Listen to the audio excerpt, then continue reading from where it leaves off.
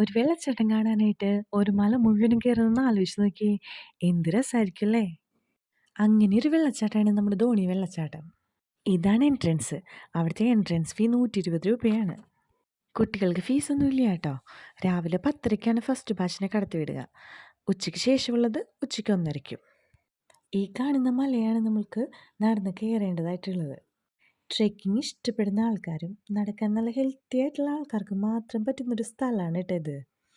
നല്ല കയറ്റങ്ങളുണ്ട്, നല്ല ഇറക്കങ്ങളുണ്ട്, നല്ല ട്രെക്കിങ്ങിന് പറ്റിയ അടിപൊളി വൈബ് സ്ഥലമാണ്. കാടിനുള്ളിലൂടെയുള്ള ട്രെക്കിംഗ് ആയാലും നമുക്ക് വന്യമൃഗങ്ങളെ ഒന്നും കാണാനായിട്ട് സാധിച്ചിട്ടുണ്ടായില്ല. ആകെ നമുക്ക് കാണാൻ പറ്റിയത് മലയണ്ണാനെ മാത്രമാണ് കേട്ടോ. വേനലിൻ്റെ തുടക്കമായതുകൊണ്ടും പുല്ലുകളൊക്കെ ഉണങ്ങിത്തുടങ്ങി ഇലകളൊക്കെ വീണ് തുടങ്ങിയിട്ടുള്ളത് കൊണ്ട് കാടിൻ്റെ കറക്റ്റായിട്ടുള്ളൊരു ഭംഗി നമുക്ക് ക്യാപ്ചർ ചെയ്യാനായിട്ട് പറ്റിയിട്ടില്ല എന്നാണ് എൻ്റെ ഒരു നിഗമനം. സീസൺ ടൈമായ ജൂൺ മുതൽ ഒക്ടോബർ വരെ പോകുമ്പോൾ നമ്മൾ പോണ വഴിക്കുള്ള ചെറിയ അരുവികളും വെള്ളച്ചാട്ടങ്ങളൊക്കെ കണ്ടിട്ടുള്ള ട്രെക്കിംഗ് ആയിരിക്കും കുറച്ചുകൂടെ ഒരു വൈബ് കൂടുതലുള്ളതെന്ന് തോന്നുന്നുണ്ട്. നമ്മൾ ഈ വേനൽ സമയത്ത് പോയത് കൊണ്ട് കുറച്ചധികം ഇങ്ങനത്തെ സീനറീസൊക്കെ മിസ്സായിട്ടുണ്ട്.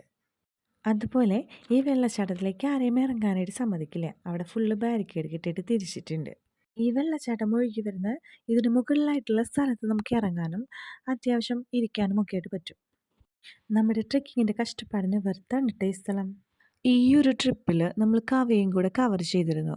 പക്ഷേ ഇൻസ്റ്റഗ്രാം റീൽസ് അല്ലെങ്കിൽ വീഡിയോസ് കണ്ടതിൻ്റെ ആ ഒരു വൈബ് എനിക്ക് ആ സ്ഥലത്തൊന്നും കിട്ടിയിട്ടുണ്ടായിരുന്നില്ല. അതുകൊണ്ട് ഞാൻ ഈ വീഡിയോയിലത് കവയുടെ ഭാഗങ്ങൾ ഇൻക്ലൂഡ് ചെയ്യുകയാണ്. പിന്നെ എൻ്റെ ഈ ചാനലൊന്ന് ഇഷ്ടപ്പെട്ട് കഴിഞ്ഞാൽ ലൈക്ക് ചെയ്യണം, സബ്സ്ക്രൈബ് ചെയ്യണം, കമൻറ്റ്സ് ചെയ്യണം. നിങ്ങളുടെ സപ്പോർട്ടാണ് എനിക്ക് ഏറ്റവും ആവശ്യം ഈ സമയത്ത്.